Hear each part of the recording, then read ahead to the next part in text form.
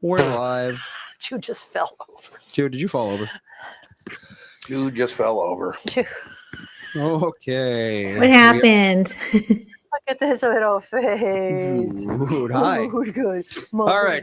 We're live and we're recording and wait, I have to turn the comments on. Very important.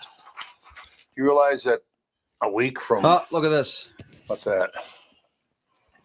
What? Aw, Andy is Andy. our favorite. Well then. There you go. All right. Here We're live we and we're go. recording and here we go.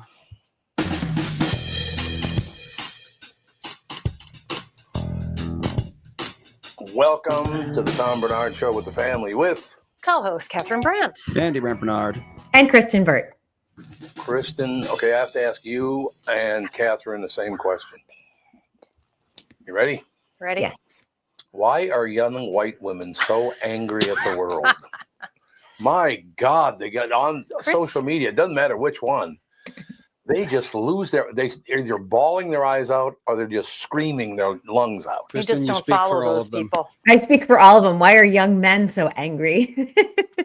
Are they? We don't have any young men here, so I know. We're all old. Yeah, we're all old. There We're you go. all old.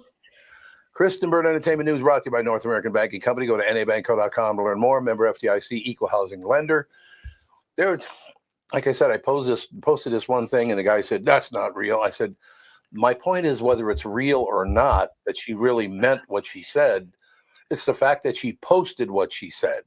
So I don't know if she meant it, or I mean, I know she meant it, but Not necessarily. A lot of people do things for rage bait or clicks. yes, they do. They make a lot of money. Attention.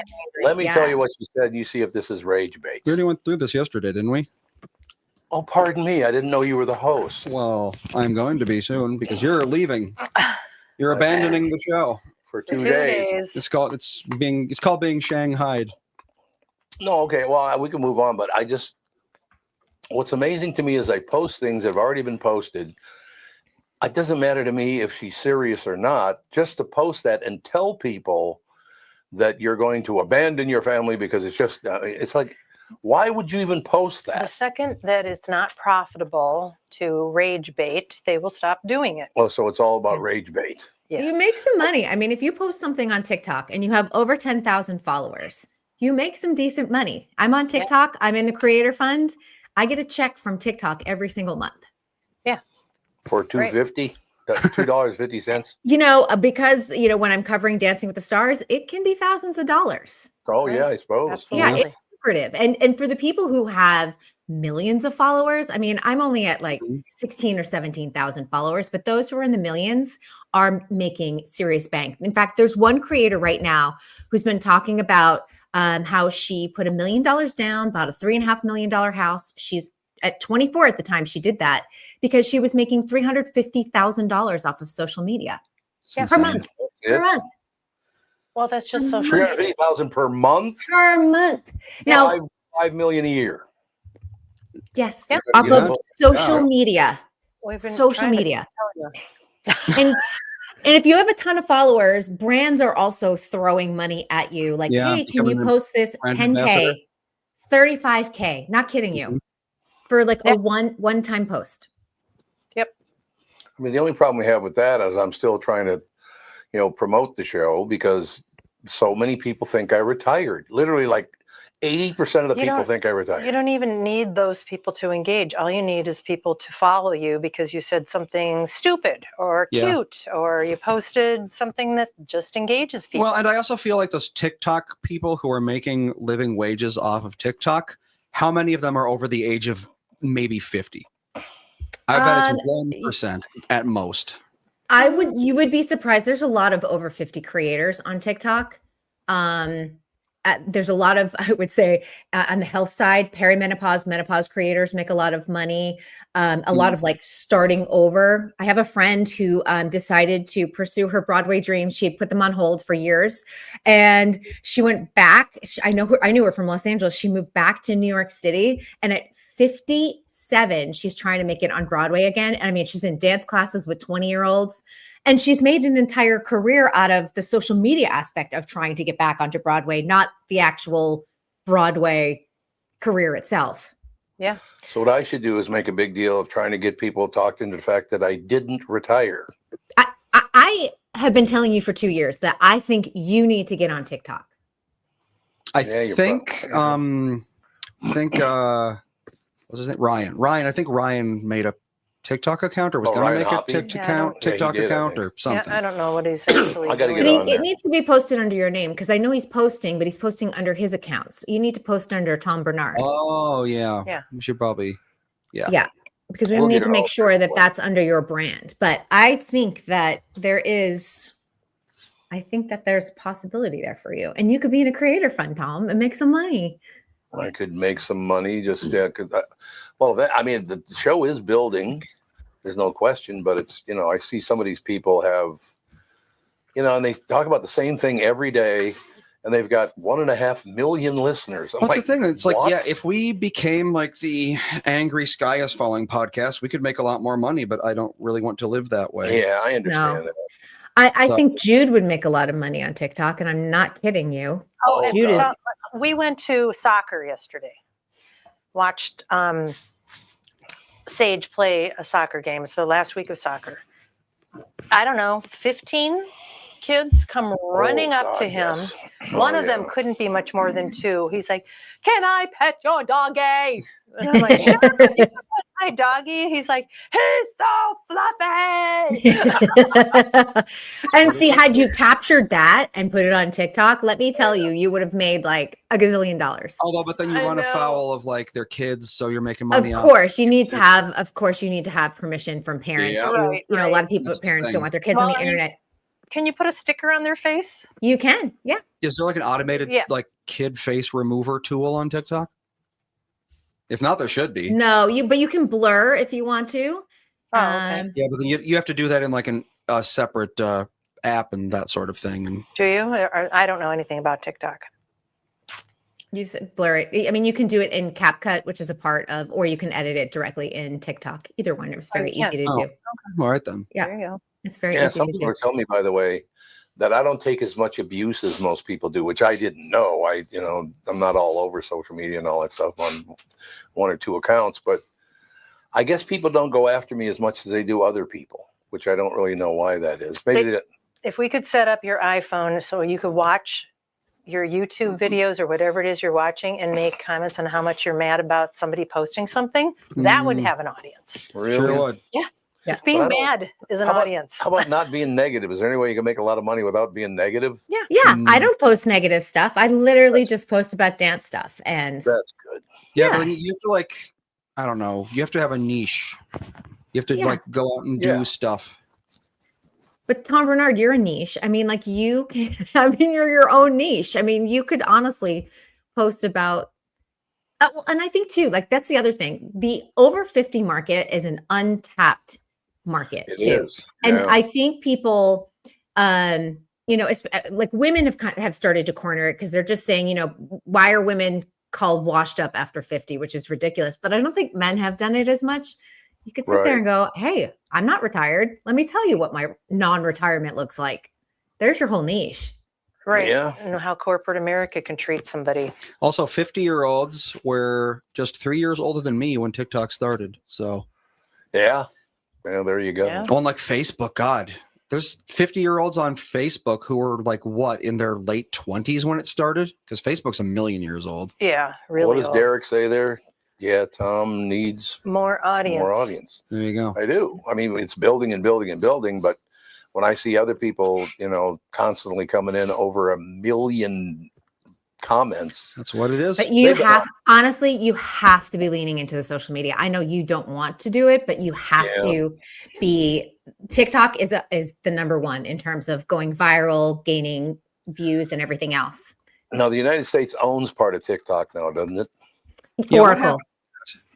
Yeah, What? so ByteDance only owns now like a tiny fraction of it, and Oh. a majority of it is Oracle. Hmm.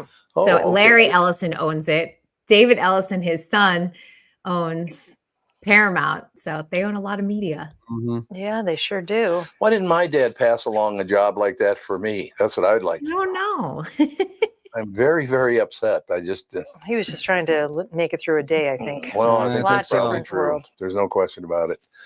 But yeah, it's the one thing. Oh, yeah, no, one thing I was thinking about. I really wish you still lived in Minneapolis and St. Paul. You didn't know me when I lived in Minneapolis. I know, but all I'm saying is I wish you still lived here. Do you want me to tell you why? Yes. It's 35 degrees right now. Oh, Yeah, toss last night. no. Let me check on my weather today. Let me look.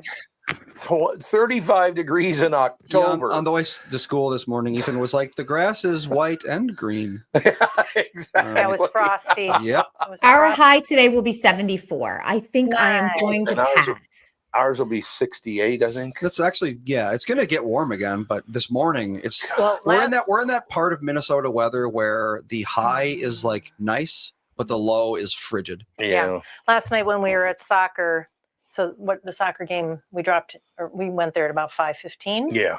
The sun Yep. starts going down around 6:30-ish. It Yep. got so cold. Oh, I I bet. was freezing. I had a sweatshirt and I had a hood and I was like, I'm so cold. It took forever to warm up my feet when we came home. But on the positive side of that, Kathryn and I saw one of the most beautiful moons we've ever seen. Yeah, last night, God, last night our super moon was nicer than the night before. Oh, it's Really? beautiful. Yeah, it was. Huh. It had that. Beautiful. It had that pretty reddish Yeah. blood moon sort of thing going on. It was very pretty. So Did you quickly- charge your crystals, Tom? I should have, yes. I should have done that. I Which know crystal? Tom's charging his crystals in the supermoon. Yes, Is exactly. that, should you use amethysts or sapphires, do you But think? it drove me to ask this question to Kathryn, and we just couldn't, because it was huge. This moon's just huge, Right. and it's brightly lit. It's just this beautiful yellow and blah, blah, blah. 5,000 years ago, what did people think that was? Well, that's why they wrote all kinds of things about the moon. Yeah, back they in sure those did. days. Yeah. I That's mean, why the they Greek- were charging their crystals. The Greeks believed that the sun and the moon were chasing each other across the sky, and that's Right. why they kept it was two Right. gods chasing each other. Yep. That sort of thing. I mean, a lot of cultures they worship the sun as if it was a deity that was, bestowing life and warmth Right. upon Yeah. the earth, which I mean, it is in a very real way. I mean, this is just perfectly round, gigantic, this beautiful yellow. It was just a treat to see it. It was so beautiful. It was amazing. Yeah, it was really pretty. We like it. What asteroid, Derek? The A/I There's an asteroid. asteroid. Is it coming towards us again? Is it an AI asteroid that will tell you what a great question that was whenever you ask it anything? So I've never asked AI anything. Uh, I probably won't either. That's what I'm thinking anyway. Well, if you Google anything, it's all AI. you mean the 3I/Atlas asteroid, perhaps? I did hear that there was some sort of asteroid. Is it barreling towards Earth? Of course it is. They all are. Barreling. It will come, let's see, it'll on October 29th, it'll be about 126 million miles from the sun, which in astrological terms counts as a near miss. Are they all saying on there that it is an asteroid and not the moon? No. It's- What you're seeing at night it's is a the comet. moon. There's an Oh, asteroid. it's a comet. There's a Okay, whole that's nother totally asteroid different. thing. Yeah. Yeah, it's the 3I/Atlas comet. It's not an asteroid. Oh, But it was discovered by the asteroid last alert system. There you go. okay. Just a comet. Who cares? Let it hit the Kathryn, Earth. What is it we've been watching? We watched a couple episodes a couple nights ago. What was that? what, Be It more was so good. what was it about, dear? We watched 2 episodes in a row. One episode was so good, we watched the second one. What was it? Very memorable. I mean, I just I just think that We television. watched 2 Offices in a row last night. Hey, we watched 2 Offices in it. You're like, that was good. That show is still terrific. I'm was sorry good. that guy Stephen Carell. Steve Carell. Steve Carell, yeah. Just what is. he's this innocent guy that turns into a complete bumbling prick. It's Oh. just- But he'll show like moments of heart. That's what gets him. Like people will always be sentimental toward him. Except the first season, you notice he's more of a villain, but they softened him season 2 and later. yeah. Every Yep. season, he got more of a sympathetic character. Like he was Yeah. still an idiot, but he becomes like the lovable buffoon Well, in the later seasons. I was on a work study program in high school when I was 15 and a half. So I got out of school half days and I got credit for working. I don't know if they still have that. But anyway, I worked in an office that sold like typewriter ribbons and typewriters and word processors. That's when I met you. No, I don't You think were so. still working there. I think I was at Nortronics when I met you. Anywho, Oh, it's just when you've worked in an office environment like that, and I don't even know, do they have offices like that anymore? Oh yeah, of course. They really do? Oh yeah. Okay. Ask Wendy when she comes back from her seventh meeting of the day. It's all so true. I mean, you just sit there and you go, oh, I know that guy. Yeah, the caricatures of the office. It's so true. Yeah. Yeah. I didn't like when I was entertainment editor over at a women's health site, we were required to go into the office, even though my job required me to be out in the field quite a bit. The days I was not out in the field, they definitely wanted you at your cubby. And I did not thrive in that environment whatsoever. No. Sitting there at a cubby. It's not healthy. You know what was funny too was my little cubby we had a very large, it was an open space type of environment, but my cubby was the desk that was closest to a very large kitchen with unlimited snacks.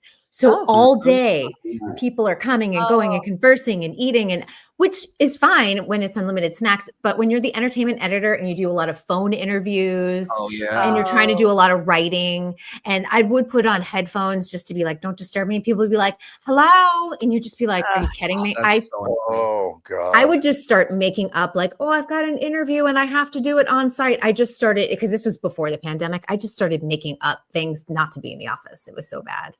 Well, yeah, you shouldn't have to do interviews outside of there should be a room that you can go into that you can do interviews. Yeah. And they would say, book out the conference center. And then they would get mad because I'm one person taking up the conference room for 30 minutes when they needed it for bigger meetings. And I'm like, well, this doesn't work. Yeah. And we had a small green screen studio and it was like right next to all of the accounting. So I'd be like doing green screen videos right next to the accountant here and, like IT over here. It was such a strange setup. That was a strange setup. It was terrible. Also need pretty strict lighting or else they start looking like crap. So there's that too. Oh, the whole thing was a mess. Like that whole job was a mess. When I got laid off, I was like, hooray. I've never been so happy to be laid off in my entire life. Like I was stunned for a minute and then I was like, okay. Margaret in the chat says, I work in the extra bedroom downstairs. So do we. Yeah. This is my former guest room. It is now our TV studio. We're literally in the extra bedroom downstairs right now. Works great. Works great. Yeah. Andy did a great job of building it out. Yeah, and we don't have hammering and constant sawing and drilling and all the noises that are in an office space. Every so often you just someone would like jackhammer a pillar down or something. It's there's always something going on in that office. Although here you do get leaf blowers and that sort of thing sometimes. Not much. Sometimes. Yeah, not bad. Yeah. No question. So what's going on in entertainment out where you are, sister? All right. We got a big story today. And I thought so. I could see it in your eyes. I'm not 100% through this article, but the Hollywood Reporter has done a deep dive. And when I talk about deep, I mean deep. It's going to be about a 30-minute read for everyone on how Kevin Costner lost Hollywood. Oh, yeah. The subhead is On-Set Brawls, Courtroom Battles, Epic Bombs, Why the World's Most Bankable Cowboy is Suddenly Shooting Blanks. Yeah. And it talks about his on-set strife with Taylor Sheridan, also discussing physical fights that he had with Wes Bentley, one of his co-stars that had not been reported before. Sounds like mental illness has. It does. Yes. It talks about how there is a long list of people in Hollywood who refuse to work with Costner anymore. And they all have their reasons, including he doesn't pay his bills on time. Things like he now has it was a settled lawsuit, but he had hundreds of thousands of dollars in unpaid costume fees. He burnt through relationships, his producing partners, whom he wound up suing for $15 million. He ignores advice from like A-listers like Steven Spielberg. Right. He'll rewrite scripts without warning and then show up on set, which is what he did with Taylor Sheridan. Overrules directors, clashes with his co-stars, including Clint Eastwood, Kurt Russell, Wes Bentley. And of course, he has the fallout from the Horizon disaster, which includes a lien on his $60 million property in Santa Barbara, which he had used as collateral for Okay, so making he Horizon. either invested in something and lost a ton of money. Yeah, He Horizon. doesn't have anything left. What? But I mean, I'm sure he didn't invest everything, or he's got a spending problem. Or it sounds like alcoholism or drug addiction. He also has several very expensive divorces. So Oh. That'll do he it. most recently divorced his wife in, You better behave. I think it was settled in January or February of 2024. In fact, his last wife is already engaged to be married to somebody else. So it's been at least a year and a half since that divorce was settled. And he had a very expensive divorce from his first wife, Cindy Costner, because he cheated on her with a hula dancer while he was Jeez. in Hawaii filming Waterworld. You can't And there was even- no prenup because they were like, they were college sweethearts and he hadn't made any money. Oh, my- Kevin and Kristyn divorced in September of 2023 after 18 years together. God, that's I only believe 2 though it years was ago. finalized in 2024. You might want to check on that. I think that's when they Oh. filed. It was, yes, final termination February Call 2024. of the Yeah. Islands that got him. And then there Yeah. was one named Cindy. you said? Cindy Costner, I believe, was his They first broke wife. up in 94. Yeah. So that But was it's all in considered files. one of the most expensive divorces on record. $80 million due to Yeah. the absence of a prenup. Whoops. Yeah. If you had $80 million, I'd for sure divorce you. Oh, you would then? Okay. She'd be out the door. Thanks. I really appreciate You're it. 40. Nice. And they were for 16 years too. So his marriages last a long time for Hollywood, but they don't last forever. They don't last forever. And I don't know if people have been following the story, but he's expected in court in the next couple of weeks here in Los Angeles because he has a lawsuit filed by a stunt performer from Horizon. She was forced to perform an unscripted rape scene without any proper safety protocols. And there are very specific protocols with intimacy coordinators now with SAG-AFTRA, and she does have SAG-AFTRA on her side in this case. So that would be very traumatizing if you didn't have all of those. Yes. Unscripted, that's very weird. I can't Yeah. even imagine having to film one of those with all the safety. Ugh. correct. Obviously, it's very emotional, and they've Yeah. really tightened like lockdown love scenes, rape scenes, that type of thing on set, really just to be like the core people that need to be involved. Like you need the camera guy there, obviously. You need the Right. cinematographer and the director and the intimacy coordinator, and then these two actors and probably nothing else. It used to be hundreds of people would be watching this happen, which is crazy when you think about Like, it. Super gross. Margaret's comment, actors have always made dumb decisions. John Travolta did Battlefield Earth. Oh, there you go. That was I'll his have you- passion project based on Scientology. Yeah, while you were was it? still learning to spell your name, he was learning to conquer galaxies. There you go. You know what's But if interesting anyone about wants to read it, just so they know, it's in the Hollywood Reporter today. that? There you go. The Wow. weird thing about that is, and I don't know why Sorry, it happened, Jude. Sorry. but for some reason, Kevin Costner, did he live in South Dakota for a while? Well, he filmed Dances with Wolves in that Dances area. with Wolves. Oh, Didn't yeah. he stay there longer than everybody else did or something? I don't know. I know the film took a really long time to finish. It was over budget. No one thought it was going to happen. But Kevin Costner used to call into my show just out of the blue. He came in a couple of times he just walked into the building. He just loved the show for some reason. I don't know why.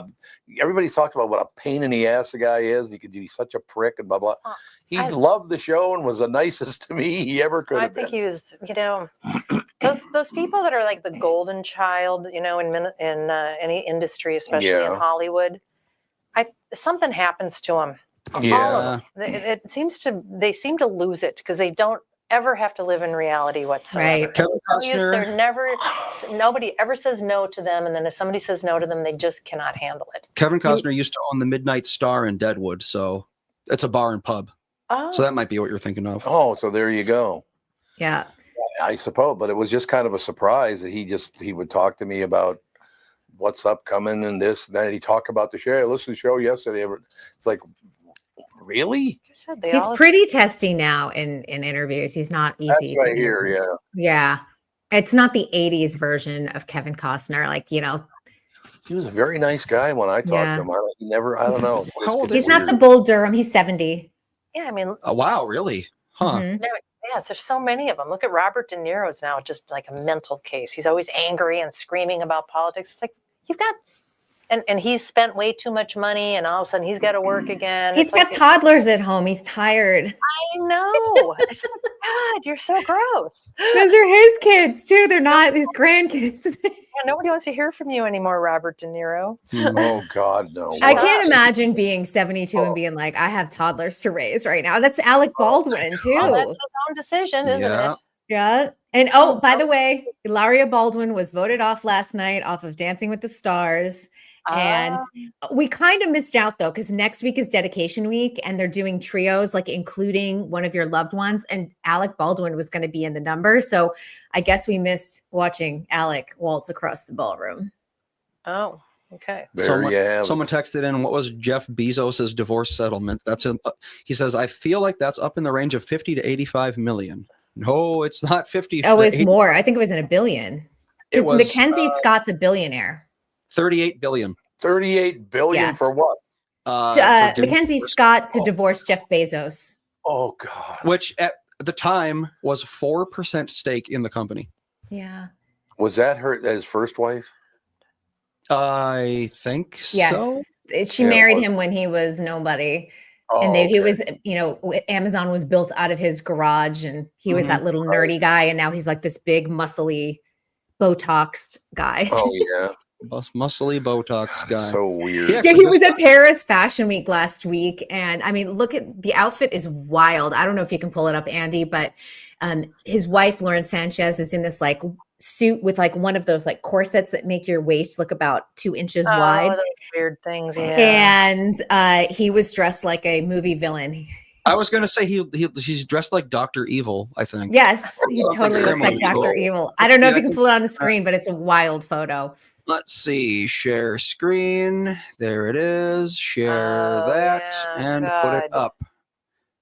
What is that? That's Jeff That's Bezos. Jeff- That's Jeff Bezos. Yeah. Yeah. And his wife, Lauren Sanchez. Lauren. Do you really need that much attention? You have to dress like that. He looks Al? like Dr. Evil who He just got does. up and is getting his newspaper He like from the does. doorstep. And then, well, So look this at- is them at Paris Fashion Week. So they were given tickets to sit in the front row of a fashion show. That's what he's doing with his free time. yeah. And then God. Will Smith's son is real desperate for attention too with his outfits. The Oh, are you Smith talking kids about, are always wild. Are you talking Ah. about that? How can our eyes be real if mirrors aren't real? Kid, Yeah, I think so. Jaden, I think, right? Is that? Yeah, Jaden Smith.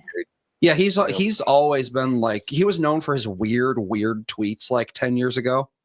Oh, Yeah. So he's his always kids, been. his kids are eccentric. Willow as well, and they always Jada, the mom, and Jada, Will yeah. were always like, "Oh, we let our kids discipline themselves." I'm like, "Oh, that's a Oh, recipe do you? for disaster." Yeah, I would agree with that 100%. No question.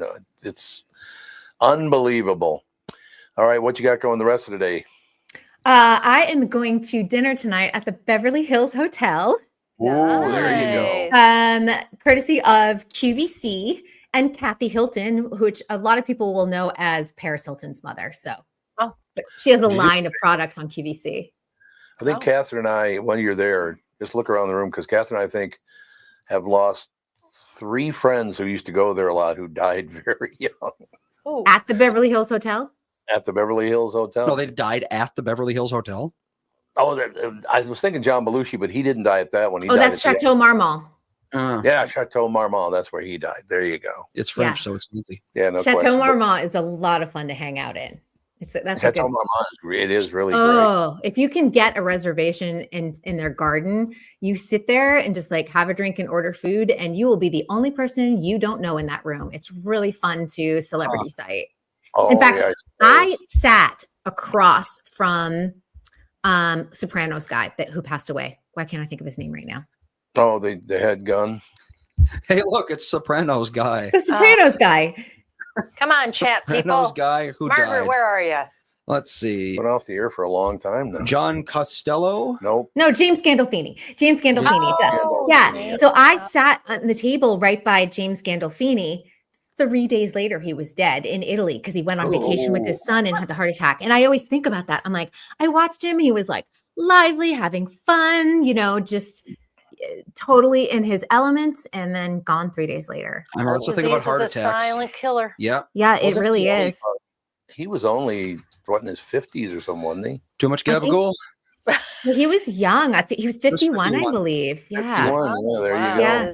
And he was, Yeah. what's so sad is I think his son was 13 or 14 and they were doing a father-son Italy Yeah. vacation. So that had to be a very, very scary Just find him to wake up. unconscious at 10 p.m. on the floor of the hotel room. Oh, That's Yeah. got to be a fun day. I think about that a lot. Like that just has Yeah. to be traumatizing. That's the thing about those widowmaker heart attacks is they're an off button. They hit you and you go straight from feeling great to not being alive at all. Well, that's what most people don't understand is everyone knows somebody that's survived a heart attack, but most heart attacks are deadly. yeah. I don't know about Yep. certain kinds. The widowmaker kind, Oh, I that's the suppose, yeah. left Yeah. anterior descending An artery, I think it is. Actual heart attack is usually deadly. So get your hearts checked out. Especially Indeed. women, because women, we get told, like, get your mammograms. You should also have your heart checked. Yeah, 'cause Number we one don't killer have- in women.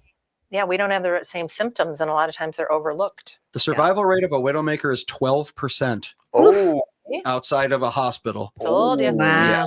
I That's- interviewed Eric Roberts. He had one of those widowmaker heart Oh, attacks really? and did survive. Yeah. Yeah. Lucky, Not very many. lucky guy. Yeah. all right. Well, we won't see you tomorrow or Friday, but we'll talk to you again on We'll Monday. be on the road. Maybe we'll do Oh. some on-the-road reports. Uh-oh. I know I won't be here Monday through Wednesday next week, so I won't see you till next Thursday. We'll see you Oh, a week my from God. tomorrow. Yeah, I'll be back Thursday. Or Okay. you I'm gone head- Monday, Tuesday, Wednesday. I've got to work on set Monday, Tuesday, Wednesday. She's Are you- going skiing in the Alps. I Did wish. you just send the 3 days in the workhouse? I did. How'd you know? Community service. Community No, my service. call time is 6:30 a.m. So I will be on set already when you All guys right, are well- up and broadcasting. We'll see you a week from tomorrow then. And I guess, Derek, we can talk about task at that time.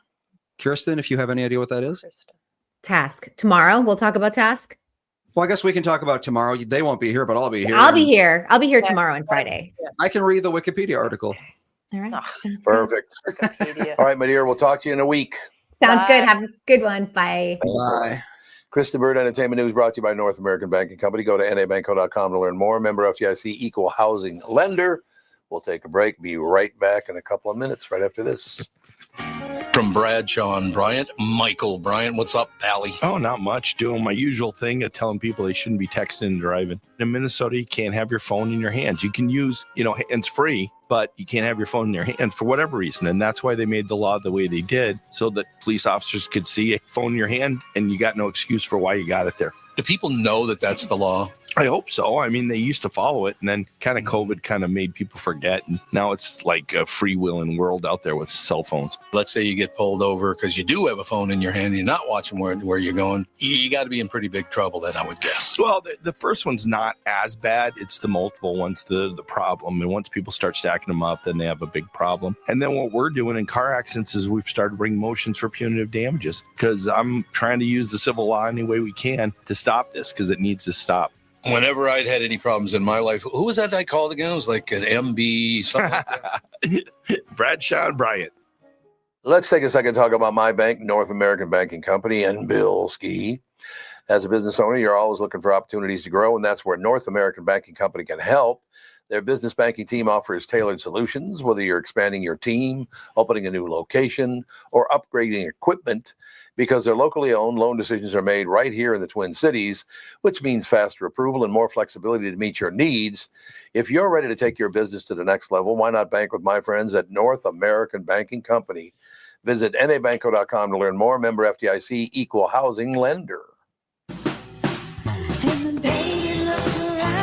Man, look around here. Contact Sioux Falls advertiser and Yeah, there you go go. do a little video in Sioux Falls, and you can Yeah. write off your whole We could. anniversary vacation. It's true. It's not the worst idea. During the break, we were talking about what Melissa wants to do for her anniversary. So that's why Mom all of a sudden said, go to Sioux Falls. We like Sioux Falls. Well, you though. said you were going to head west from Hutchinson, so That is west from Hutchinson. it is pretty Sioux much. Falls is a great town, though. It really Yeah, is. that river going through it, that should be a pretty drive right now this time of year. You won't have Yup. snow yet. Yeah, probably not. Not unless we go to the Black Hills. They might have gotten snow by now. I wonder.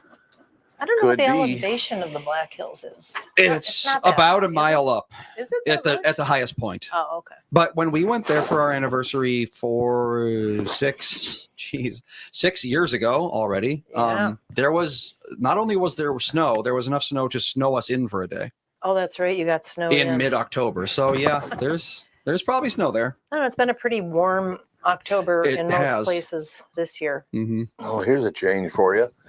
When I got checked out, the weather this morning was 35 degrees, and just 3.5 hours later, it's 52 degrees. So that's good. Popped up a little bit Yep. warmer. It did. A little bit. So what's that? So Roshini's coming in Dude. probably about 10 after, something like that. Any minute now. Whenever she wants to come in. Roshini has been on our show before. Mhm. It's She been a was on while. multimedia, the Crisis Files, if anybody remembers. And she also did an interview for Rick Capcella on his precarious state, but she doesn't really want to talk about that so much because she's got this big appearance at the Mall of America this weekend, and she wants to talk about that. So Roshini was on she'll be in anytime. August in 2022, so it's been a bit. Oh, geez, hasn't really been that In long. 3 years? Yeah. 'Cause I God, remember didn't know I that. wasn't there for some strange reason. Episode 2209, if anyone wants to find She's been that. on a couple times though, hasn't she? This is the only one I see, but she might have been on like a the Great Shift. I know when she started her Crisis Files, she came in, and I think she came in and promoted it again. I don't. Maybe she'll remember. We've had a lot of people, a lot of interviews. They kind of. I know. I can't believe it was that long ago that she was on. We're on episode almost 3000. We're gonna be doing episode 3000 early next year, and it's difficult to remember all 7,000-8,000 hours of the show Yeah, we've And put especially done. when you do this every single day, it's not like you do 2 episodes a week, Right. so it's easier to remember. Yeah, I can remember a lot of the very early episodes very well because at the time it was a new thing, and it's Yeah. like every episode felt like it was, it was like a big deal. Yeah. But once you do it for long enough, it really is just like it becomes routine. Right. And I think no matter what, because there's celebrities out there who will be, they'll be asked about like a big popular role they did or a skit or something. And they'll be like, I don't even remember doing that. Oh. I suppose that's just how life gets, and no question about it. So how can we get one of those jobs that she was talking about just 10 minutes ago where you can make $350,000 a month? Social media. You have to post on social media Jesus.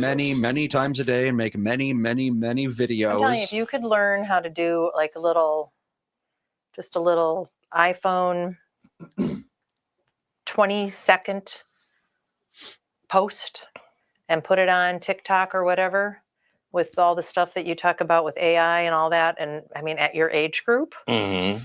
I think you could get a following. We should probably do that. That'd be good because that would help promote this show. I mean, we've had so many ideas with you, reading stories for children and blah, blah, blah. But apparently, I don't know. It's just, for some reason, we just don't do it. I like how our audience is now talking about all the various heart attacks that they've had. That's not Blood good. thinners. Oh, Somebody's you know been on Charlie's had deep DVTs. vein Yep. thrombosis.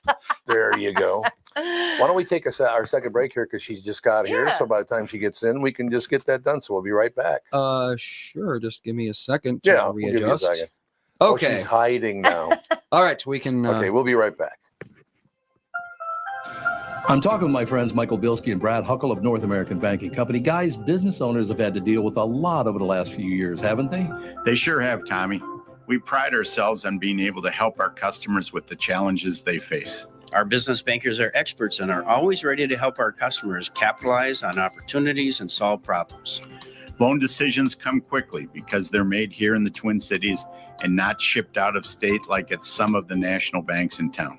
This allows our customers to expand their businesses with confidence, knowing that they have our team of experts in their corner. Okay, so now you give me this big thing at the end. Way to go. Well, you are the professional. Oh, I forgot. Look, I know Brad and Mike, and I trust them with my banking. They've personally delivered on everything they've just said, so why not bank with my banker? North American Banking Company, a better banking experience, member FDIC, equal housing lender. Yes. Oh, yeah. Ladies and gentlemen, let's talk about Jack's because it's one of my favorite restaurants in the world. Magnificent. Family owned since 1933, an original Minneapolis steakhouse, a place to celebrate and create memories for over 90 years, just minutes from Target Field. For a pre or post game meal, perfect prime rib, serving steaks, chops, and fresh seafood. You can even net your own trout in Jack's Garden Stream and have it prepared for you minutes later. You can enjoy happy hour and bar or an award-winning patio Wednesday through Sunday. Private party rooms from $25 to $275. Perfect for weddings, groom's dinners, business dinners, or all celebrations. Weekend brunch Saturday and Sunday. Jack's the godfather of Northeast. We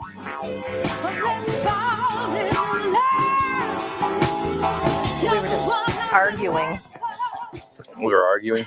about last time you came on and how many times you've been on. Just once. Only once? Yeah, that's what I 3 thought. years ago. Yeah, I could have sworn it was nearly the twice. beginning of the podcast. So I want to say episode 30-ish was dropping. Wait, really? And we're Oh, now at wow. 168 episodes. Oh, your podcast. Yeah, I was going to mine. No, Yeah. you were Yeah. you were well along the way, like, Yeah. for sure. So it was over in St. Louis Park. Right. Okay. Well, so for those that do not know, this is our special guest, Roshini. Mm-hmm. Say your last name for me. Rajkumar. There we go. I don't want Rajkumar, to yeah. slaughter It's like anybody's jar name. backwards is what I tell people. Rajkumar. Rajkumar. Okay, that's not that hard. Okay, and your crisis files.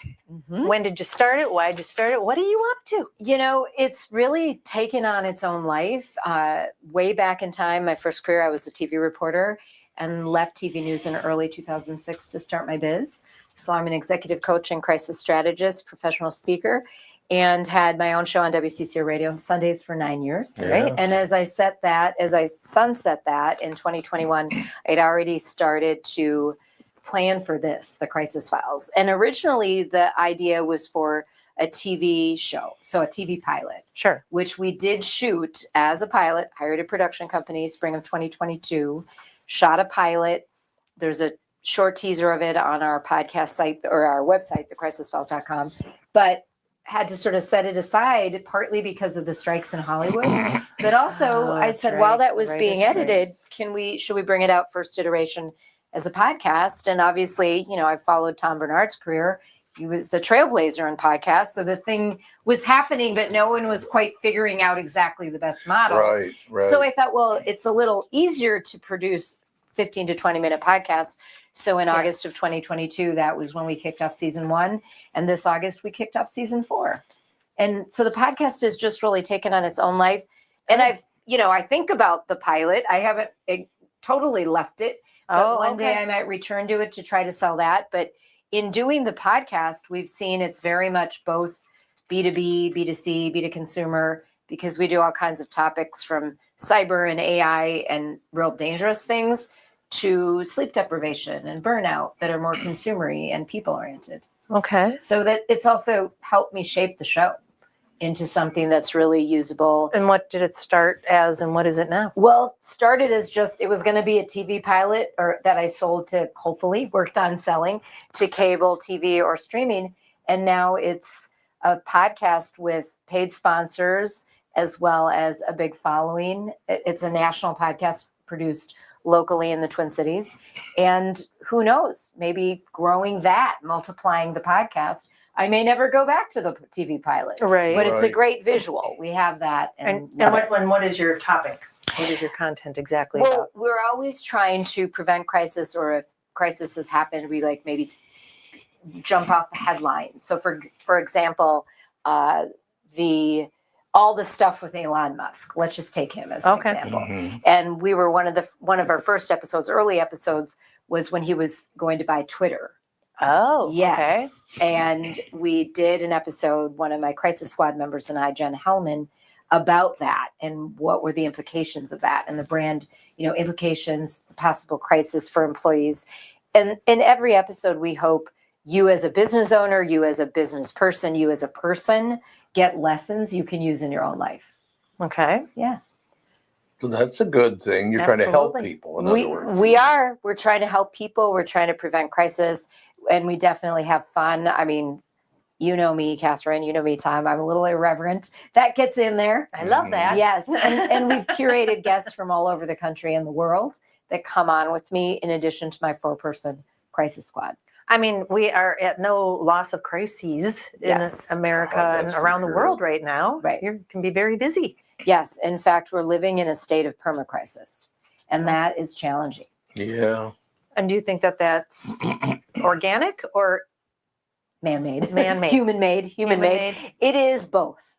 Okay. My advice to people is, can we find commonality first? Can we first look at ourselves and how we react to events? I love that because I think that's where it Before- starts. You're exactly right. Yeah. Before we start to blame. Yeah. The blame game is so crazy. It's an It epidemic is. right now. It is. It is. And that's fodder for all kinds of problems. And we were just talking with our previous guest. She's a permanent guest, Kristyn Burtt. She does Hollywood reporting, and how so many people are getting, they're making a lot of money on being Exactly. obnoxious. And the age of the influencer. Yeah. Right? Right. And I don't see that slowing down. Do you? I don't, although we have to put a stop to it. So on my show, I have the Crisis Squad. I have about 8 regular contributors and then, weekly guests, like from different times that may come on once.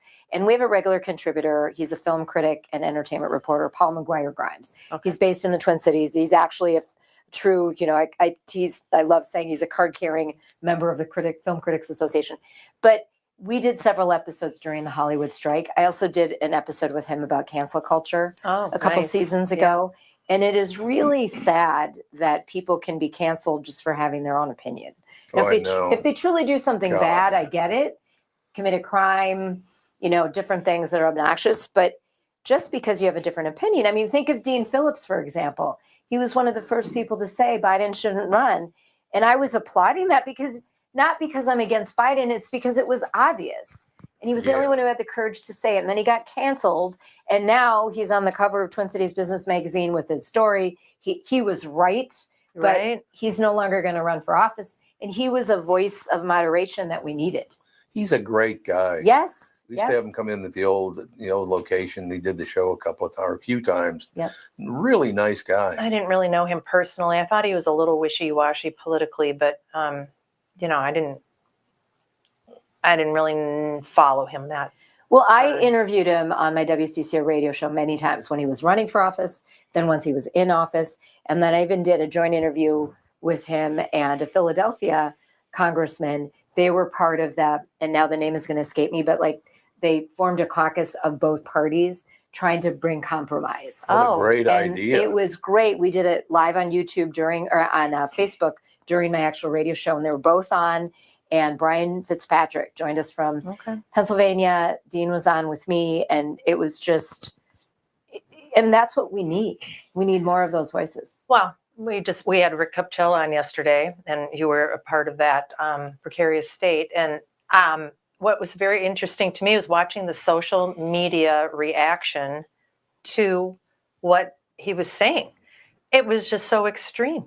Everything's extreme. just so extreme. And I don't think what he was saying was an extreme point of view. It was just like, these are the facts. Hennepin County in particular is dying as far as businesses go.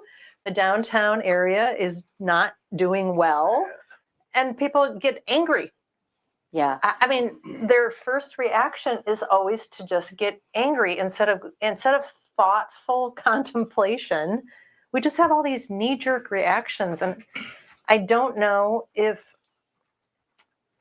I think politicians are driving part of that, because I think the more negative you are, the more attention you get, especially as a politician. Yes. Right.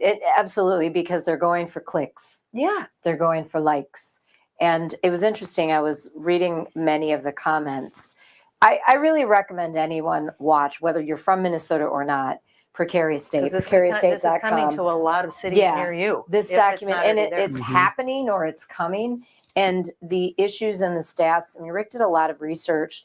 He showed me the research nearly a year ago, and I was kind of blown away. And that is even why, because I'm not a reporter anymore. Now I'm a talk show host and a consultant. And so I still don't consider myself a journalist anymore. I used to be, but he had such good research, and he had the numbers and he had the stats. And I just thought, this has to get out there. And so my part is just one segment. Certainly, Right. this is Rick's baby. He did the majority of everything on it. And before he even got underwriters, he put his own money into it. That's how much he loves the city of Minneapolis and wants the state of Minnesota and its legislators to take things seriously. Yeah, but I mean, since you have a background in journalism, Oh, yes. I'm guessing that you're more of I'm a centrist for sure. but truth and Truth facts and telling. figures are actually important. Right. My show was called Real Talk with Roshini. I don't like BS. Right. We need facts. And someone, I shared the precarious state from their Facebook page to my Facebook page a couple of days after the documentary aired on TV. And even on mine, it's getting vile comments, both sides. Well, it's getting both. It's getting both sides. And Rick has gone on and commented, and someone called it a hack job. And I loved his, I had a comment. I know. And about, it's a paid for kind of thing. And then he wrote a really thoughtful comment that I just read this morning, which is, he kind of said, for a year I put in my own money before I had underwriters, and underwriters underwrite everything, right? All productions. I mean, we have paid sponsors on the podcast.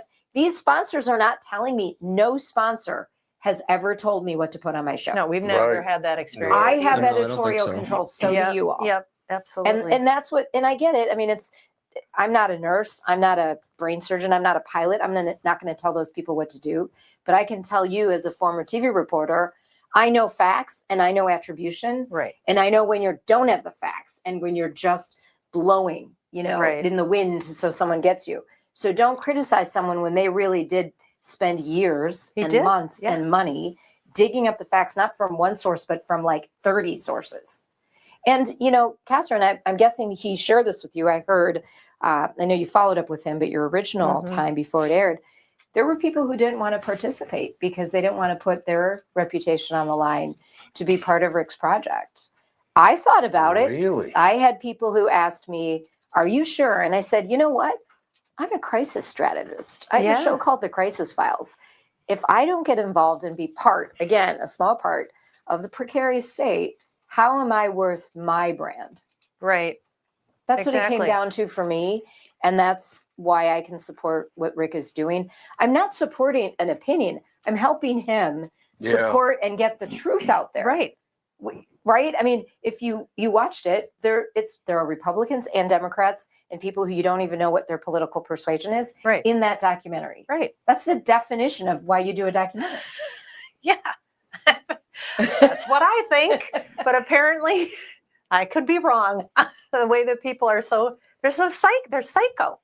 They are. I mean, I went on a Nextdoor site. We used to live in Edina, and somebody posted something about some break-in close to where we live. And I hardly ever go on that site. And they were arguing about precarious state. They were just ranting and raving. So, I mean, it's got a lot of reach. Yeah. He certainly has opened up a can of I worms. had an ex-boyfriend from a former state reach out and say, nice job. Oh, there you go. He's a sitting judge in another state. So, wow. I mean, talk about someone who knows the law. Yeah. And was a former prosecutor. And he said that, what a project. And I said, well, it was Rick's heavy lift. I'm honored that he asked me to be part of it. It's almost, it's scary to take on an endeavor like that, because you do know what the political climate is, and knowing how people have just got their minds made up and they don't want to hear any facts or figures or anything. They will actually try to harm you if they can. Yeah, the whole doxing society and let's go protest at their house. Unbelievable. And Well, I have to ask you three, because we got into this topic. I was on WCCO TV on Monday morning, October 6th, promoting our big event coming up at the Mall of America. But we ended up also starting the segment they wanted my intake on this new crisis in the WNBA. And we talked about brands and platforms. And Nafisa Collier wouldn't have gone on and made those statements about the commissioner of the WNBA and about her take on bad officiating if she didn't know she had a strong platform. So for someone like you all, you take stands, you say things, but you have a platform. Rick has a long history. Yeah, he does. As an award-winning, and he doesn't do it for the awards, but award-winning journalist of covering facts and breaking news.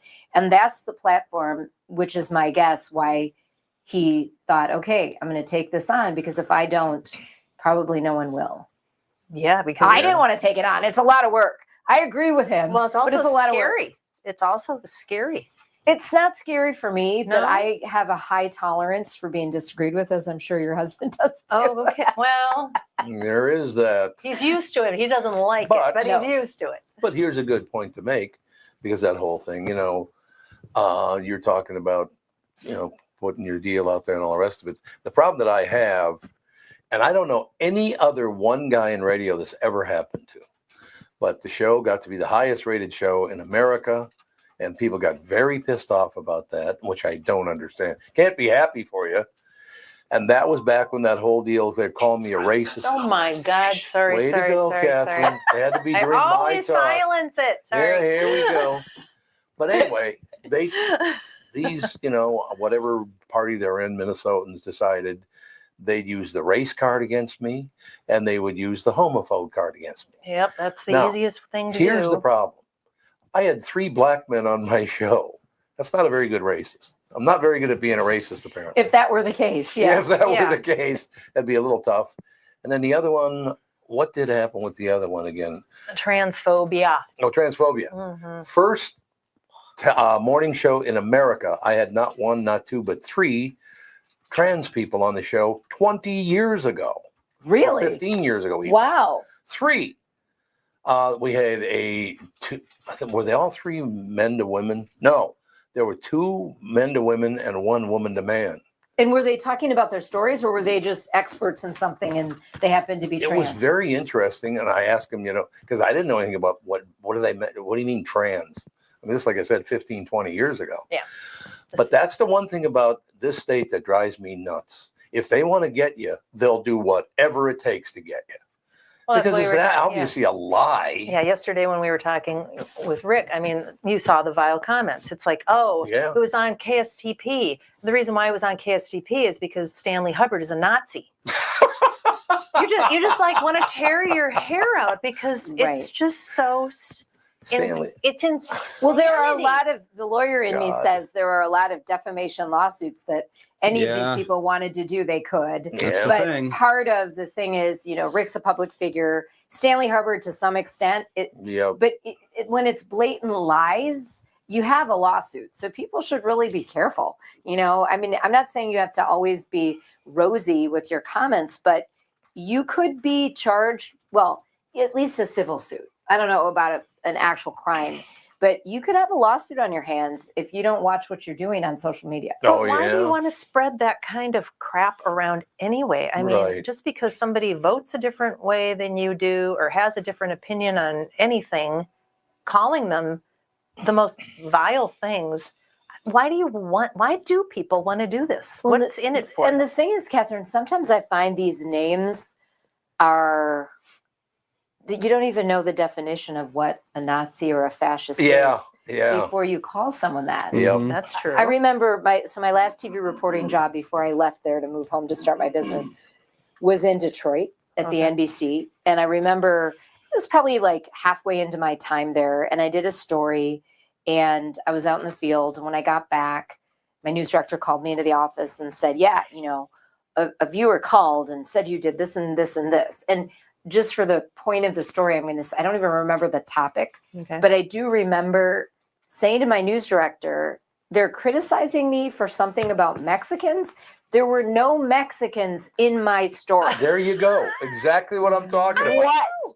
And my advice is call the reporter. Don't call the news director who might not even have watched it. And Yeah. then news yeah. director, don't yell at me. Get your facts straight. I know. So he really wasn't yelling, but like my point is the people that call in with maybe a little 5 seconds that they watched, they didn't actually see the whole story. Or right. go back online and watch it again. If you want to complain, look, I had viewers write me. They didn't text then when I was on TV, but write me, email me, call me, and with positive things as well as questions or negatives. So to sit and talk through it, maybe we're both then in a better place. Maybe I did have a misstatement. Now I can correct it. Or maybe they misunderstood and I wasn't right. inaccurate. Right. But you can't just assume and then That's yell Yep. or send a bad email or text. It's Right. true. And- I just, Boy, somebody's having a big. Is that Derek having a big day? I think he's posted about 15 times Yeah. so far. He's having a big day. No, he's enjoying the new chat room. I wish these good. figures would sue. Yeah, Yeah, but I mean, Oh, it's that's- hard. It's hard. It's a lot Yeah. of money. It's a lot of time. Yes. It's Well, a it's lot. here's what part of it goes to like your standard of proof. So if you are a public figure, it's harder. Like, remember Johnny Depp, the whole Johnny Depp and his Yeah. ex-wife and all that. Well, if Johnny Depp had, like, every time someone said something bad about Johnny Depp, right. it's like you're in the public realm. People Right. can have their freedom of speech. Is it nice? No, but we're not going to bring them into court. We're not going to fine them, those kinds of things. no. But private citizens to private citizens have a little more power. Okay. So this is, if you're someone who's not technically a public figure or a member of the media or a politician, and that kind of crap is happening on your social sites, I would look into it or report it to the police. I mean, empower yourself. My advice is not to storm back with a bad comment Yeah. or reply. You're right. Right? Right. Yeah. And That was believe me, hard for me. I've written a million posts that I've deleted. I'm like, I just got, But I get had it to vent. out. I had to Yeah, vent get it it out. out. Delete. Yeah. yeah, Exactly. and even like a bad email, I'm not saying I do this, but I'm just speaking for a friend. Go into the email. Don't put who it's to, yeah. and write it out, and get it out, and read it, and just say, "Oh, okay, got it out." And maybe I misunderstood. Then you delete.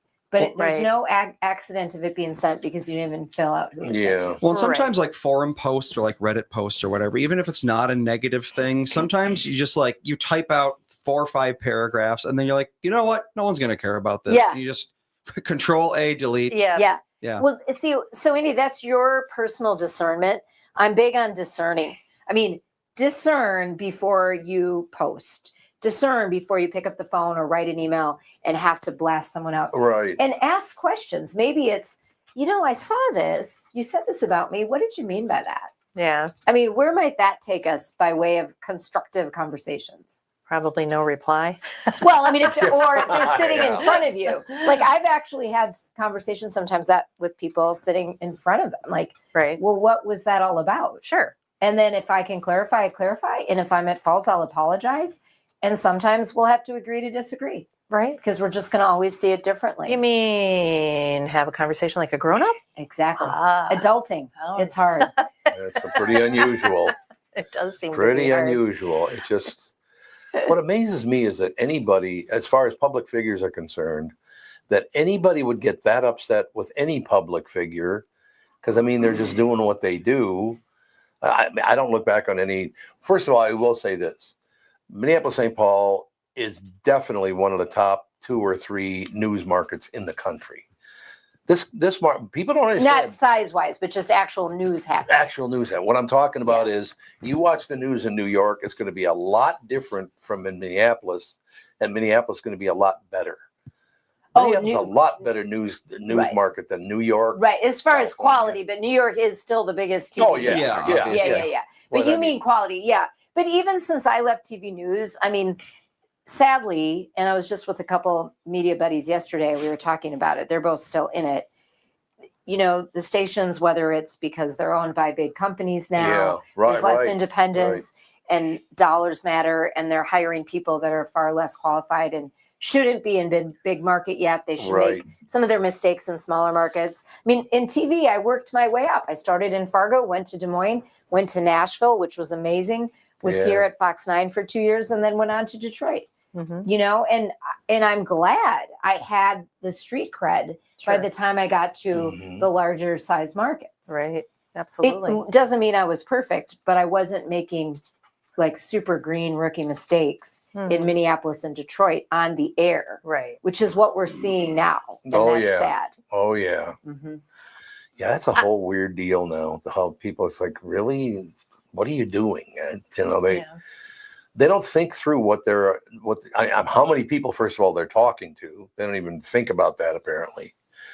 And the people say things on TV now. It's like, why would you even say that on television? Because Makes no negativity sense. is king right It now. works. It I really guess. is. There's a lot of people that are holding on to some sort of hope that what's that act, Andy, that makes journalists actually tell the truth that they took away? Munt something? The Act? Smith-Munt? Smith-Munt Act? Kinda, but I mean, A lot of people are hoping that if we could, hold journalists to truth instead of entertainment news, because that's what we have now. And in my opinion, a lot of CNN, MSNBC, kind of Fox. infotainment. One of my mentors calls it kind of angertainment. Yeah, sure At is. least when it's the talking heads types. yeah, but that they have to be held accountable for truth. That they can't just make stuff up anymore. That would be that seems to be where a lot of people are like, if we could get back to that, then maybe we could get back to some civil discourse. But I don't know. It's interesting, Kathryn, because I don't know. Right now, it's almost hard to define what is the truth, because depending on who the person is, the truth now has a spectrum. It's really crazy. When I was a TV news reporter, especially in my early markets, I was taught by some seasoned journalists. And we put our heads together at the morning meeting. Everybody's opinion mattered. It stayed there. You don't take it personally if someone doesn't like your story idea, or if they might like your story idea, but hey, let's go this angle, or make sure you talk to this person too. And you go out and you interview 1 to 4 people for your story, and you pull it together. And also, here's one of the biggest problems I see is attribution has changed. When I was in TV news, and it wasn't that long ago, from the beginning of my career to the end of my on-air news reporting career, you had to get sources that would go on the record. Think of all the stories you either read or hear about where it just says a source says, or Jennifer Aniston's people say. Who is that? So no one's taking accountability for the attribute, so that the journalistic source, the media outlet, if my thing would be if each of those media outlets would say, we need named sources. Like they did in, the Watergate years. They need a named source. Remember, I mean, I was a kid. I was like an infant when that was happening. But when I watched the movies, they needed to get a name. They needed to get it properly attributed or confirmed before even the Watergate, the files could be, you know what I mean? The stories and reports, Woodward and Bernstein could even report on it. But are they hiding behind protecting my source? No, they're not. Okay. Well, I don't know what they're doing. The problem is, like, let's just use Rick's documentary, because we've been talking about it. Everyone is named in there. So you've got the people that you saw interviewed. You have, where did these facts come from? Whether you saw it down on the screen or it was voiced in the attribution of the cop, the reporter voiced it, the correspondent voiced it. So start watching for that now. Start looking for that when you read whatever you read. Does it say Jerry Jones said this, or does it say a spokesperson for Madonna said? And even worse from that, because that at least you could connect it to Madonna, to unnamed sources, or an anonymous source, or a source who didn't want to be named. Well, then that could be my neighbor who didn't want to be named and went to you and said, Roshini is running around naked and I can't stand it, arrest her. And it's like, not that I want pictures of that. I don't do that. And, like, and then they go and report it with no pictures, no attribution. Oh, God. Well, they certainly do that in the political arena all the time. All the time. That's why the public doesn't have trust, because who do you then go fact check? As either another news outlet fact checking a different source of news outlet, or the public wanting to look into, well, okay, let me go to their website and read that longer version of that article. So attribution by news outlets and any media outlet would be, I think, a huge thing.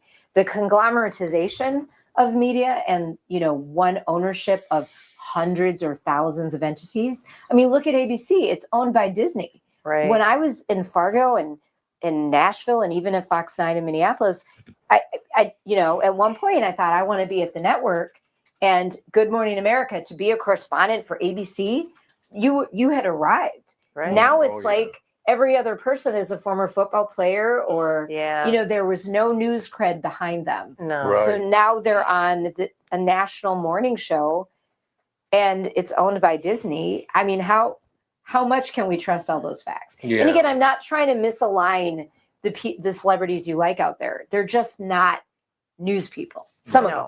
Right. Even George Stephanopoulos is not a news person. Right. He's a former political operative. So Right. let's be clear.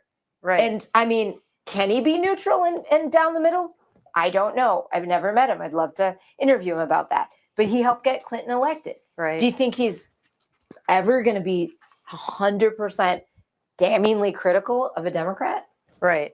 I mean, I'm just Right. he could be. Yeah, people switch sides sometimes, but yeah, it's and it- rare. Very rarely. Right. And this is not even switching sides. This is when I was a TV reporter, I'm a Catholic. I wouldn't even wear a cross Right. because I want you to know Right. that I'm going to look at all the facts. Yeah. Right. Nobody to this day knows my politics. I'm so centrist.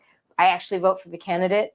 And on my radio show, I had political people who I had on all the time would say, I've come on your show for all these years. I have no idea what your politics are. Right. And that was a compliment to me. Mhm. In my mind, it was a compliment because I'm trying to be fair to everybody. Well, yeah. And I mean, we live in a society that thinks that The View is actually a news source. Mm, Oh God. The Oh View. God. yeah, the difference between actual news and opinion. Yeah. That's what people also need to understand. And there's a lot of blending, as you pointed out before. There's so much blending now that's packaged as infotainment or news. Yeah. But it's not news. No. And it gets them all riled up. Yeah. They get so riled up. Yeah.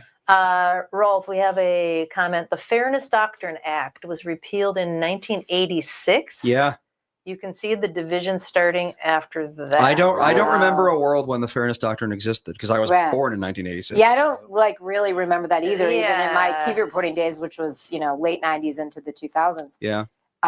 Thank you, Rolf, for Yeah. fact checking us on that. Well, there was There the you Smith-Mundt Act. That was a thing. Obama repealed that, I He believe. didn't repeal it, but Oh. he did modify it. Okay. And that was, I don't know, 20-ish years ago, something like that. Yep. Not quite 20, but, close enough to 20. Who's counting, really? There's the Fairness Doctrine. Well, that was but- a big but one. you And have you have to ask a question is why would a president want to be involved in any of that anyway? I mean, why would a president want any sort of well, I don't know if factual? I don't know if he himself You gotta modified wonder. it. Yeah. Well, Let's I love see. the question from MT Pockets. I love that handle, by the way. MT Pockets. Oprah really took the gloves off when Obama was elected. Wait, what do you mean, MT? Like, I don't know what do you know what MT means? Like MT. No. Let's see. The Smith Modernization Act of 2012 was not Obama. He did sign it, but it was put in. It was an official act, so it went through the House and so forth. Okay. Oh, okay. So it was a But bill. but he did have to sign it. Yeah, you Yes. just sign it, but it wasn't an executive order. Well, okay, and why would the House want that? Why? So that they can influence and The fairness. repeat like the Yeah. Smith. Oh, yeah. oh, I don't know. I mean, Yeah, that's. I mean, Yeah, I don't know how you hold the individual. That's what the courts are there. If the individuals stray from being true journalists, they could be sued. They could lose their jobs. I mean, it kind of starts with these sources of power, which are the media outlets. right. It All right, I have does. to ask you, what time do you have to be out here? What time is it now? Like about 1046. 10:46. or 11:46. 11:46, How about I we mean. go back in time? probably in about 7 minutes. Yeah, that's Okay. what I was Is thinking. that cool? Should probably We should do another. do our final break. And and then you come can back. talk about. Oh, I'd love to talk about our big event and Yeah. talk about your event when we Absolutely. come back. We'll be right back right after this. More with Roshini. Many car dealers try to create an extreme sense of urgency.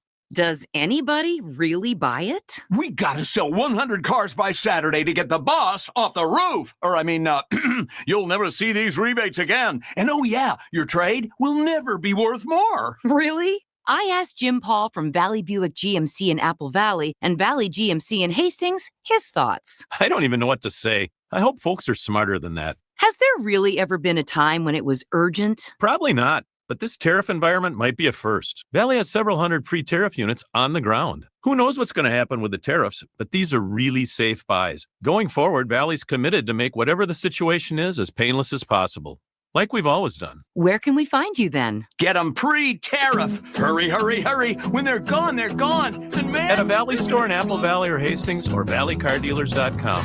Certainly not on a roof. Great. South Dakota, one of the most business-friendly states in the country, and there's no better place to settle down and, take advantage of these incentives than in Sioux Falls. They're talking about how we love Sioux Falls.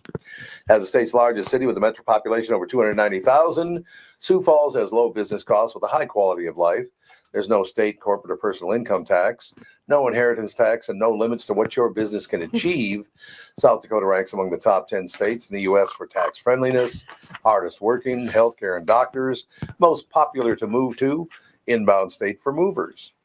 Now, listed in the 50 best places to live for families, the fastest growing Midwest metro, one of the best places to raise a family. That's very important, obviously. One of the best small cities for Gen Z workers, national for top 10 inbound city people move to. So how does South Dakota stack up against other states? We rank second in the nation for the lowest cost of doing business, the most business-friendly state, and the best business tax climate. And as South Dakota's biggest city, Sioux Falls is at the center of these benefits. Visit www.siouxfallsdevelopment.com. Andy, you're going to go to Sioux Falls for your anniversary? We can talk about it. I mean, can do it. It's not that far No, away. it's only like a 3-hour drive, I think. 3 hours. It's a little longer than that. Yeah. Are you thinking of Fargo? Maybe. Yeah, I don't think 3 hours quite, but Okay, it's probably like let's what, say 5? 5 Yeah. hours. That's not bad. So where did you work in Fargo? I worked at KVLY, the Valley's Choice, which has changed names and ownership multiple times. It is the NBC affiliate there. I was there for 11 months. I loved it because Fargo Moorhead, it was half in Minnesota, half in North Dakota, which was so neat as my very first on-air TV reporting job because Minnesota didn't allow cameras in the court. North Dakota did.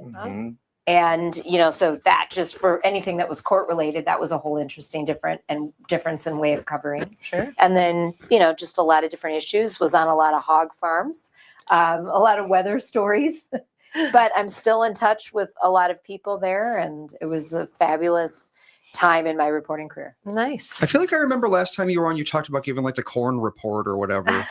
Yeah, I probably did. Something like that. But then I moved on to Des Moines, Andy, so it could have been there too. That's So you never yeah. know. For 2 years in Des There you Moines. have it. Yeah. Oh yeah.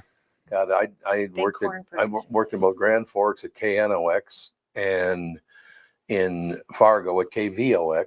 Loved them, but the people of the Dakotas are the nicest people to ever want to They're meet. really nice. They really are. And a Just lot of great to deal with. broadcasters went through there. Oh yeah, I think many so. of my Yeah. WCCO colleagues, my former colleagues at WCCO Radio, a lot of them had been through Fargo as part of their career. Except one thing, and I won't obviously say the whole thing, but one of my first breaks at KNOX in Fargo, which would have been about 55 years ago. Okay, I did my first break, and I'm going on there.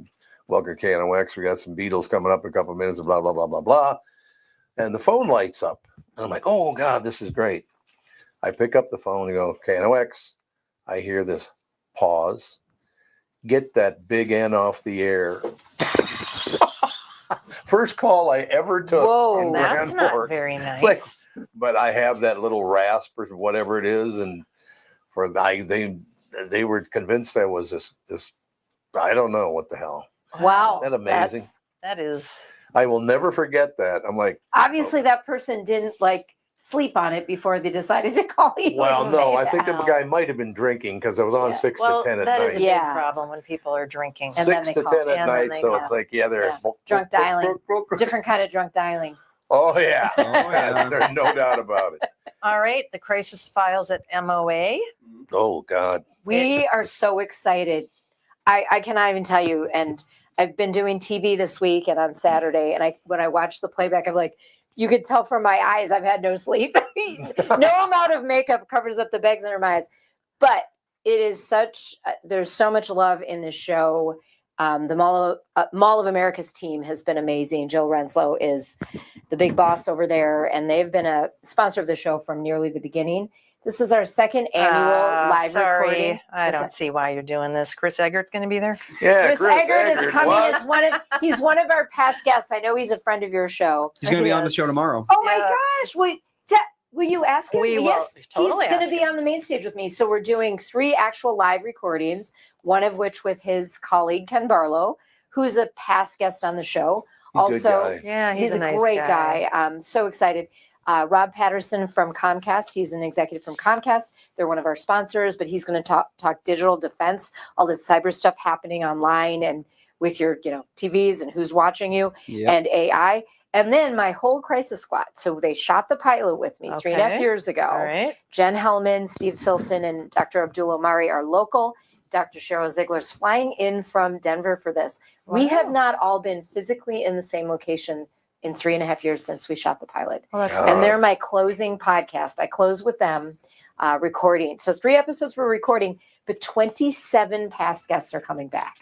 And I'm doing, talk about a fire round. I'm doing like 2 minutes of interviews on stage in between the podcast recordings with that list of people you see there, Kathryn. nice. Yeah. It is one for. Okay, so it's wait a at the minute. Huntington 5 to 8 p.m.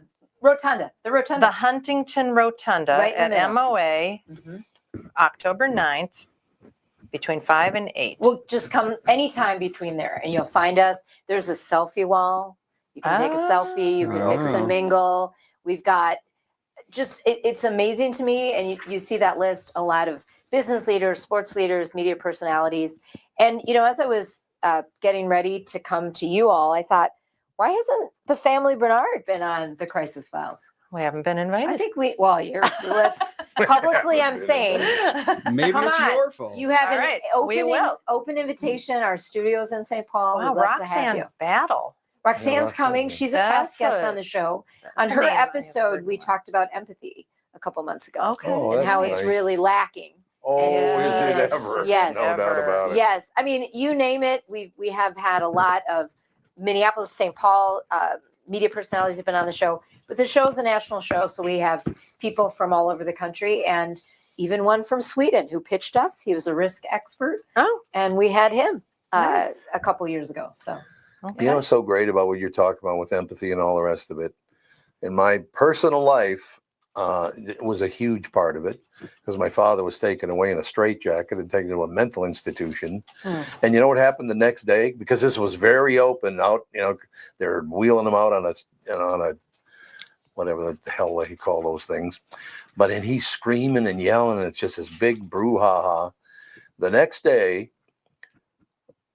Mr. and Mrs. Laurent, Mr. and Mrs. O'Brien, Mr. and Mrs. Fisher, 5 different couples came to my house and said, "Don't worry about it, Tom. We'll keep an eye on you." That's how wonderful would people do that now, do you think? I think so. I I think there hope are definitely some, but that is love and empathy, It's and just that's wonderful. just also recognizing this kid didn't get the best break here in this situation. We've got a couple questions about Okay. your appearance. When Oh, are the yeah, live she's gotta shots go now, happening too. at MOA? Okay, well, it's live all night. So the 3 different live recordings where you can actually see us, and the entire mall, by the way, will hear these live. Okay. The mic is on to the entire mall.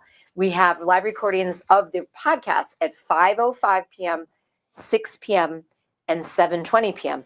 But in between those, Rolf, are about 25 little quick live interviews. I'm calling them live chats. Standing up, those won't later be on the podcast channels, but you will hear them live that night. If you're in the mall anywhere, and you'll see everyone if you're in the rotunda. Are you taking questions from your audience? No. Okay. Cannot control. She goes, Can't control audio for that, and it's like so many elements to the show. Oh, yeah. We just can't. But I'm really excited for all of it. We have some special surprises in the 6 o'clock hour for Ken Barlow that he does not know about. Ken's a He great is guy. the 6 p.m. live recording. Come and be there for that whole half hour, and you're gonna. I can't say because it's a surprise, but you can go and you can hold up yes. signs saying "I heart Roshini." Please do. Yeah, I heart Roshini. And please follow us on thecrisisfiles.com, YouTube, Instagram, X. You can also follow me at Roshini R on X and Roshini Rajkumar on Instagram. Are you doing TikTok? I'm not even going to go in. You It's know too what, much. Kristyn? Too much to handle. Kristyn says you got to do it. Little shorts, I guess. Apparently, it's. Yeah. She Well, said we you have gotta shorts do on it. our YouTube channel. I'll have my team look into it. I just don't have the look. I mean, look at the bags under my eyes now. Just getting the I know, show but together. if somebody else can do that though. Yes. You Okay. don't have to do it. I'll look at. Thank you. I will know we take don't this- do it either. She's been telling us for Kathryn, 2 years. That is a really good piece of advice, and I will take this under advisement. Oh, she's doing And her thing. I will ask Yeah. I will ask Lene from my team, our digital content creator, to And look if- at the and tell me whether we should or not. And tell Lene if she has any spare time. We're looking for. Oh, Somebody she to has do her own TikTok, business. I'd be happy to send you her way. Fantastic. Well, I tell you, Fantastic. that's one nice thing about doing this show. And I know you got to go in 1 minute here, but I just love doing this show because we do try on this show to let's kind of move together here, shall we? Yes. Nobody talks about, well, I shouldn't say nobody. Very few people talk about that. It's just that all yelling. I've got a camera on me and I want to yell or I want to start crying. I want to do, we need another side where it's like, hey, don't worry about what those parents of my friends did for me.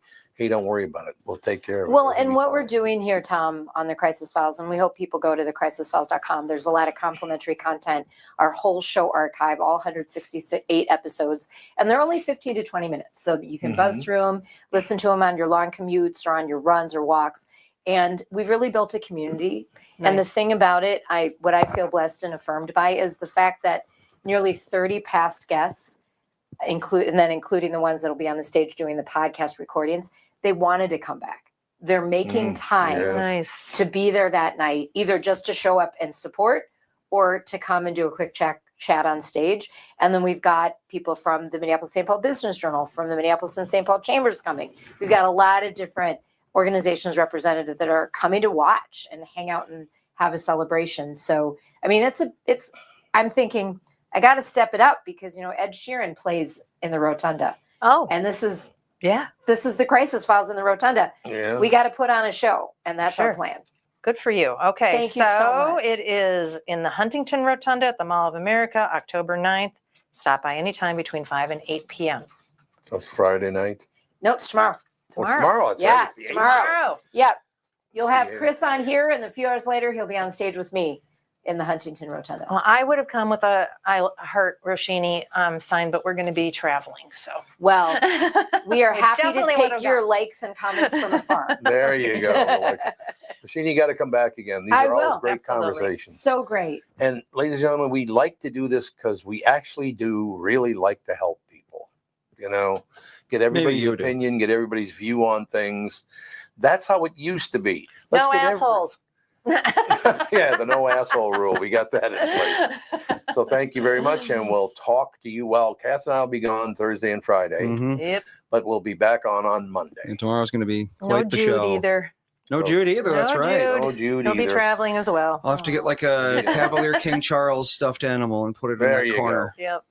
All right. Well, thank you very much. And we'll talk to you and Andy. You'll talk to Andy and everybody else tomorrow. Yep. Kathryn will be on Monday. You'll all survive. Chris Eggert, so Chris Eggert will be on with Brittany, and then Kristyn will be on tomorrow morning. Oh, that'll be great. There you go. That'll work out well. All right. Talk to you later. Bye. Bye.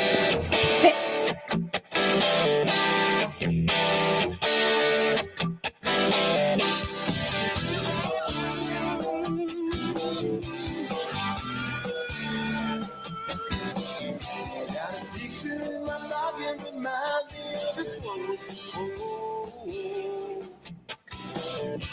Every time I hear the same, reminds me how you talk in my door.